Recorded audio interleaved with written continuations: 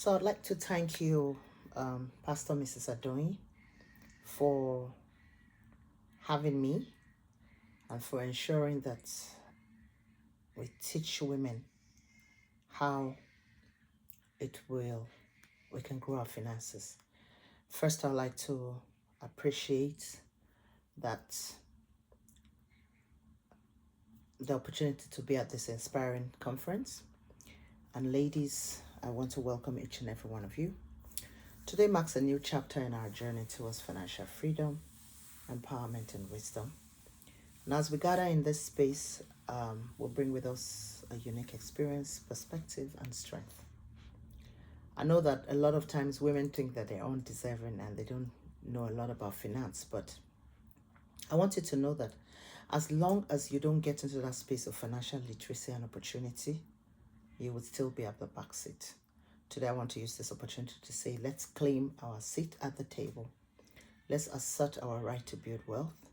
Let us create multiple streams of income and ensure that our financial freedom and future is secured. As we explore the intersection of faith, finance, and family, I want you to all remember that your worth is not defined by your bank account. It is not even defined by your career.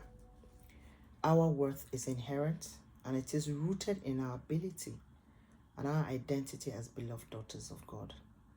So let us rise up, take control of our financial life.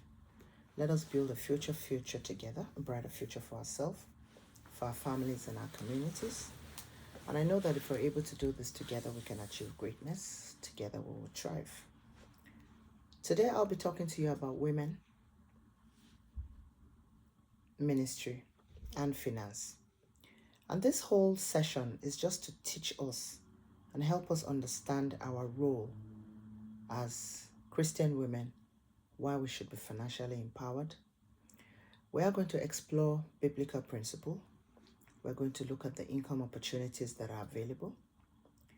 And then we're going to look at practical strategies for building lasting wealth. The first thing you must recognize that true wealth does go beyond money. It encompasses character and it encompasses faith. Proverbs chapter 21 verse 1 says, a good name is better than silver and gold.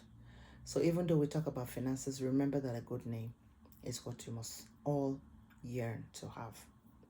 Secondly, the Bible tells us that we should focus on heavenly treasures that last, not earthly possessions. So while we talk about wealth, as Christian women, we must also remember that our treasure lies in heaven.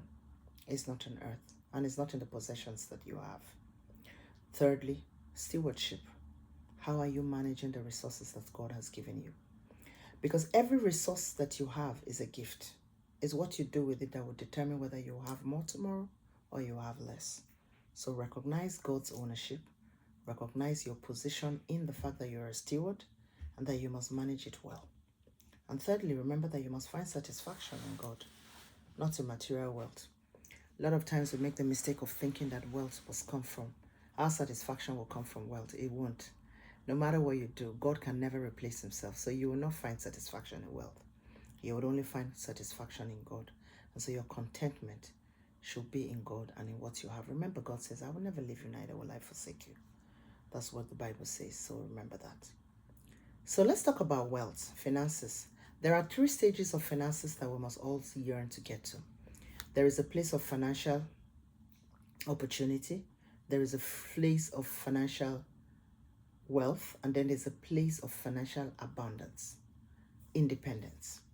Every one of us must strive to get to that place of financial independence, whereby you're not worried about how much you have. You know that you have enough money to spend. You're not worried about where you're going to pay the school fees, how you're going to do this, but it all starts with how you nurture the expenses and the monies that God have given you. How are you managing the resources that you have? It is in managing that resources that you would get to financial independence. So it's like a student who goes to school. He starts off, he's getting money off his parents, and then after a while, he gets a job. After a while, he gets income. Then after a while, he builds finances and get to that place where Elon Musk and the likes are, whereby they don't need to worry about money. Where am I going to be tomorrow? They just buy a ticket and move. And every one of us can attain that stage. That's the good thing. It doesn't matter whether you feel you have the money now or not. It is a sphere that every one of us can attain. And you can only attain this by recognizing that true wealth goes beyond money. True wealth goes beyond having things. True wealth goes beyond just thinking that this is what I have.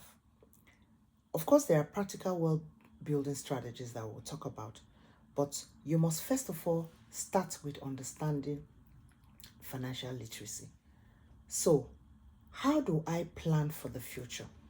There are 3 ways that everyone who is thinking about financial independence must think if you want to plan for your future. You must plan for an emergency fund. You must plan for a retirement planning. And then you must plan for estate. How are you building your estate? So emergency fund is just how do you establish a safety net for unexpected expenses? It begins with what you earn. How are you going to keep some money if there's an emergency tomorrow? How are you going to pay the children's school fees? How are you going to make sure that you're balancing the home and yet you have something? You must learn how to do that. Then you get to that space of financial retirement planning. Every one of us, whether you like it or not, there's going to come a time where you'll get tired and you just need to rest. You need to begin to plan now. If I retire, what am I going to live on? So I ask each and one of you a question. How much do you think you can live on when you retire? You have to have that figure at the back of your mind, because it is that figure that is going to determine how you're going to begin to work towards retirement. If you don't have that figure, you look at our past and look at our parents' era, you find out that a lot of parents retired and they're earning way less than what they are and what they can live on. No, you have to get to that place where you recognize exactly, like I know the figure that I need to retire on if I'm going to live for the next 30, 40 years. I know how much I should have in the bank account or how much I should have as passive income so that I don't need to run to anybody to begin to beg for money. Then thirdly, how are you going to plan your estate? That's an estate planning. How are you going to create a will? How are you going to create a trust so that you'll be able to protect your family's future? As women, we're nurturers. And not only as nurturers, we also have to recognize that there is a place where you must teach your children to carry forth your legacy. And then there is also a place where you must have a trust, whereby even when you are gone or you're not there, the children know what to do with the estate that you have left behind. So it's important that you plan for the future as women and have these 3 key concepts at the back of your mind. And that is why you must also nurture your family with biblical principles of wealth. Model healthy habits. Demonstrate wise financial management in your daily life. Don't squander all the money. Learn to save. Learn to save for a rainy day. Learn to teach your children stewardship. Encourage your children to save. Encourage to give. Teach them how to give at a very early age, so it won't be a part that they will begin to struggle with. And then also promote entrepreneurship. Foster a spirit of innovation, a spirit of hard work. Cause them to begin to start side hustles at the young age, so it will not be something new for them. And then prioritize value. What are the values that your family have? Emphasize family time. Emphasize spiritual growth. Emphasize all this over material wealth. Don't teach the children about money and forget to teach them about God. Don't teach the children about money and forget to teach them that family is important, and spending time with family is important, because when they get wealthy, money is an enhancer. It will enhance the wrong thing. It will enhance partying. It will enhance jiving and everything, but it will forget family time. And it will also forget that as a family, you need to also have spiritual growth over material wealth. So let's talk about balancing wealth and faith. You know that you are not just going to think about money, and forget to think about your faith. You're not going to think about money, and forget the biblical stewardship that God has given you. So you must balance wealth and you must balance money. You must remember that true wealth comes from an aligning our financial goals with our faith goals and our value goals. I want to let each and every one of you know that if your family does not have a vision right now for what you want to do with money, please go back and build it, because that is what is going to help you drive. You must have a passion to drive your financial success. Financial success is not going to fall from heaven. You are going to work it. Jesus Christ spoke about money in the Bible over 2,350 times. And that's to tell you that it's important. But God is not going to come from heaven to build that wealth for you. You are going to build it yourself. So how do you begin to grow to that part of financial empowerment where you go independence? You need to begin to start today. If you have not done anything, you need to begin to start today. So there are certain principles I'm going to talk about. Please begin to dwell on those principles and begin to do it immediately. Seek support. There are mentors and like-minded women who know about finances. A lot of the things I know about finances are things that I thought myself, and then I learned from the books, and then I begin to get better. And trust me, if you do certain things, you will be financial independent. I have a doctorate degree in business, but guess what? Nobody teaches you how to run and grow your business. It's the same thing with financial growth. Nobody's going to teach you how to grow your finances.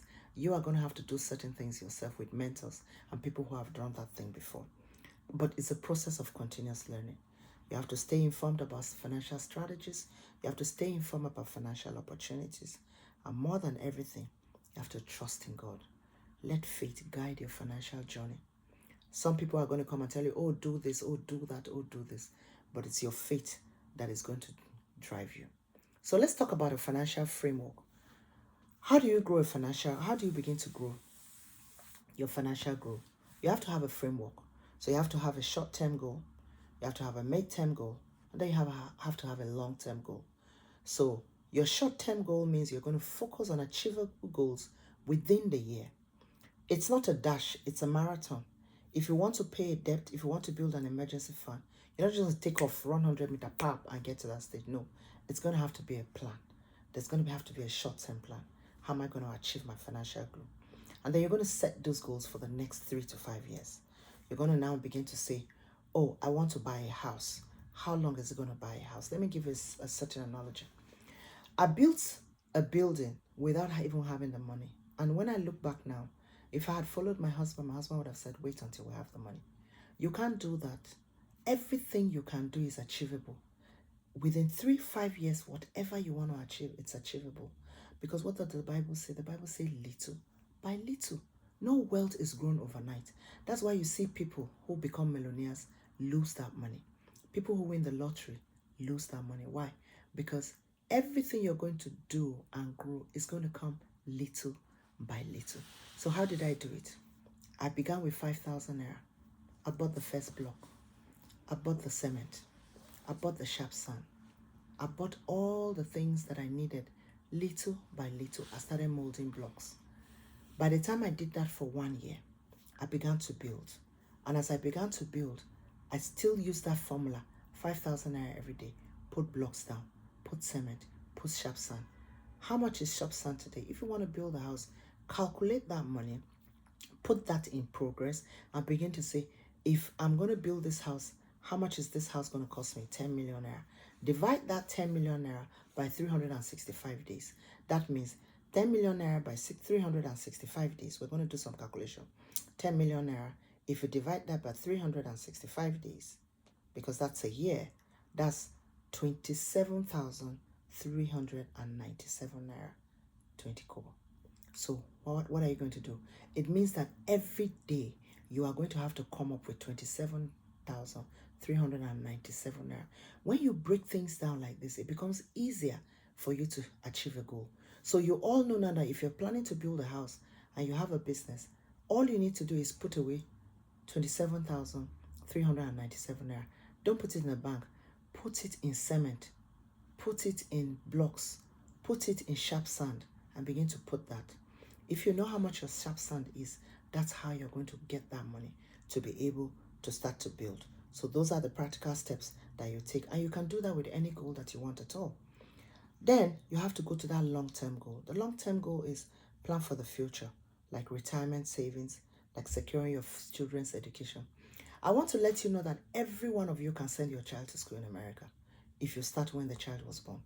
From the day that child was born, begin to put away money that you would send that child to America. Let's say the school fees for that child, it's about what?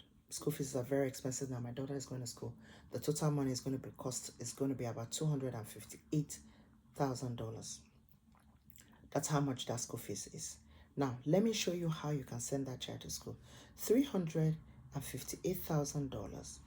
I'm saying this because that school fees of about $63,000 If you do $63,000, this is plus feeding and everything times a 4-year course, is $252,000.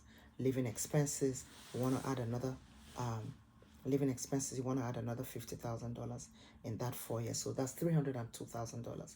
Now $302,000, if you divide that by 4 years, no, if you divide that by 18 years, 18 years is, let me show you something very important, because this is how you're going to have to build wealth, so you remember that.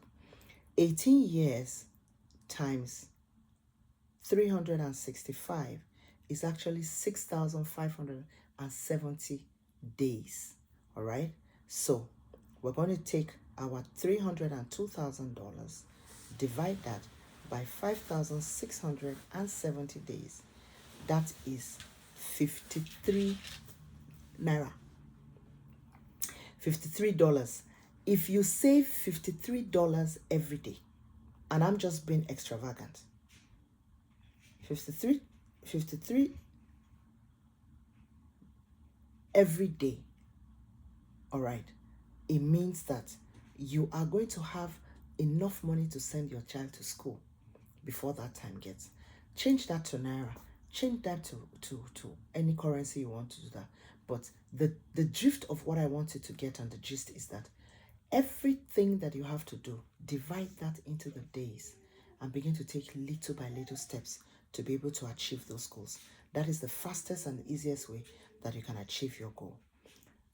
So if you're able to do that, it will become a lot easier for you to now start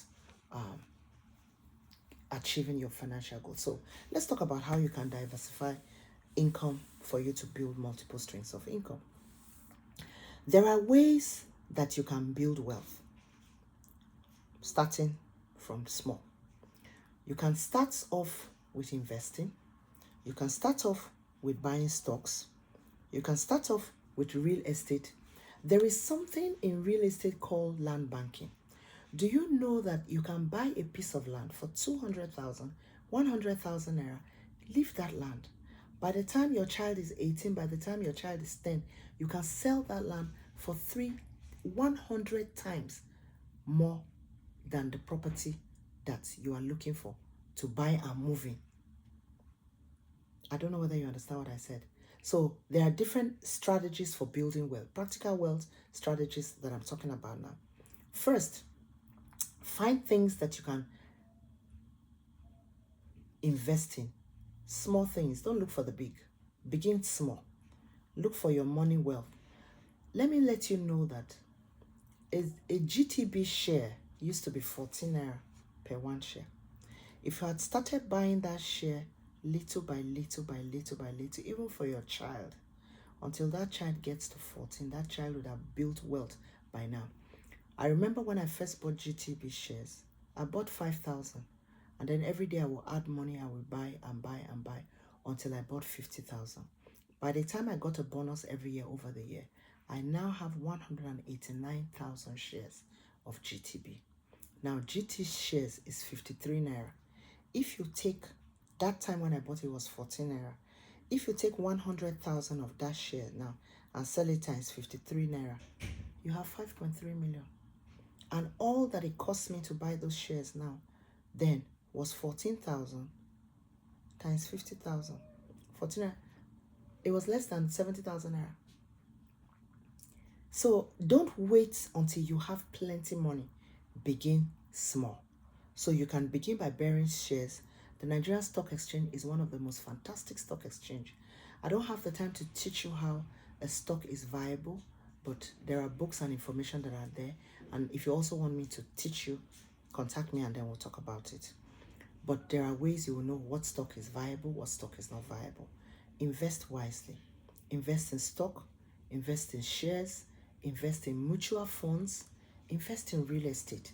And real estate, you don't have to go and buy a big house. Just buy land. Look for land somewhere. Land, you cannot get wrong with land. Buy land and leave that land. Just make sure you secure it so that somebody doesn't steal it from you. 5-10 years down the line, it will shock you. As a matter of fact, let me tell you a simple strategy. Look for a place where it is vacant. but it's in an area. Once it's in a state, if that land is 5,000 naira, buy 50 of it. Buy 50 plots. If it's 100, buy 10, buy 20.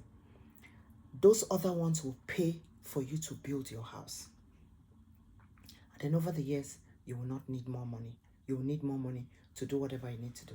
Sell off some of them. If you buy 50 plots and 10 years down the line, each of those plots you bought 5,000 or 10,000 or 20,000 or 100,000, over the years, if those plots become 10 million, tell me how much you will get from that. It's way better than putting your money in the bank. Start a business. Consider a side hustle. There are different side hustles that people do now. You can begin to freelancing. You can begin to write for others. You can begin to there are sites that you can go to, freelance.com, freelancer. You can go to Upworks. You can go to, there's another site called Freeworks. There are different sites. Just explore. There are different sites you can go to. Flex Jobs. You'll find freelancing job, online tutoring job, e-commerce, affiliate marketing jobs, virtual assistant job. There are just all sorts of jobs. Social media has made it so beautiful for all of us right now. If you can explore and use the internet, I want to let you know that wealth abounds for you. And then secondly, I also want you to know that get involved in real estate. Women, get involved in real estate. You can never go wrong. Get involved in oil. Anything that is made by God. Palm oil, it's amazing. Get involved in agriculture. You don't have to be the one farming. There is something we call ajia in TIV. You buy and store, hoard. Hoarding is not right in biblical terms, but hoarding, you're not hoarding it because you want to sell it then. You're hoarding it for later when it's not available, just like the ants. Okay? So you buy stock, you buy rice, you buy soya bean, you keep. When it's not available, then you begin to buy, you begin to sell. You buy palm oil when it's in season and sell it when it's out of season. There are just so much to do in terms of trying to build wealth. And then another thing you can also do is make sure that you build a support system with women. Women, we can come together and do certain things. You can begin to build long-term plan. Like right now, I'm trying to get into property, but I'm looking for a support system and I'm looking for a group. And so with that group, we can come together, put some money together, buy a property abroad, put it up for rent, share the profit. And then as we begin to diversify and go, we can now separate our ways and then everybody take their share. As women, we have to learn to collaborate. You can't just sit down and say, no, I want to be my own woman.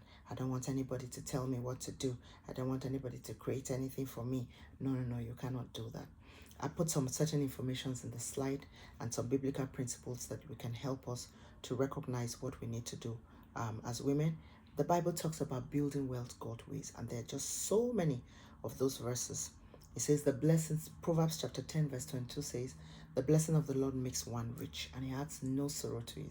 So any kind of wealth that you're building that there's sorrow, you need to know that it's not from God. Wealth that is from God brings peace, it brings joy, unlike wealth that you obtain through wrong choices. And then for some of you, you say, oh, where am I going to get the money? Listen, women, you do not have business wearing a 1 million, 2 million, 3 million a week. You don't. Take that money, change it, and buy stocks and shares. I want to let you know that after 10 years, you will be able to afford that week.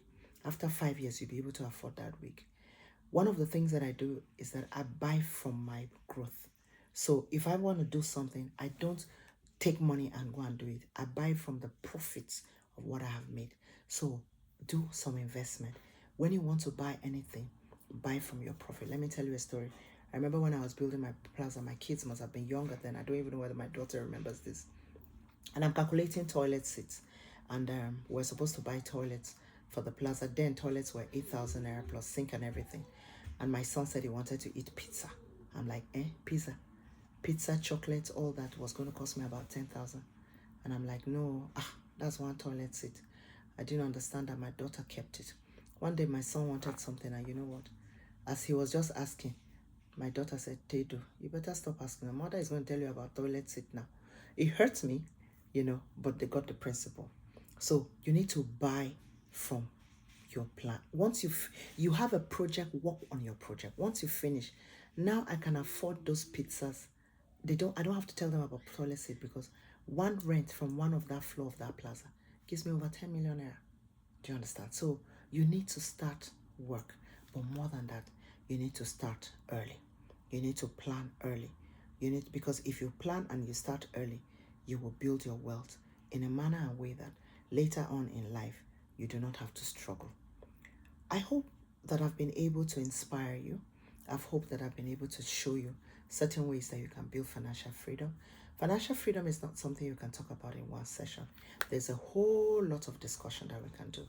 And for this seminar and for this conference, I'm open. You can ask Pastor Adonye my telephone number. I'm open to discuss with you women how you can work on a 30 days plan. I have a paper on how you can build your wealth in 30 days. I have a seminar, I have a consult where I can teach you how you can start off and how you can grow. If your interest is in building wealth in real estate, I can show you how. If your estate is in building wealth in stock, I can show you how. If your interest is in building wealth all round everything, I can also teach you how to do that. Thank you so much for the opportunity to come to your space. I want to thank you because every one of us can become financially independent. God's desire is that all of us should be financially independent. And I want to let you know that it is doable. It is not rocket science. The people who are doing it do not have two heads. So rise up. Take control of your financial life. Let us build a wealth together for ourselves, for our community, for our families. And together, we can achieve greatness. Together, we can thrive and actually get that financial independence that we all want. Thank you very much. Have a great day and enjoy your conference. Take care. Bye.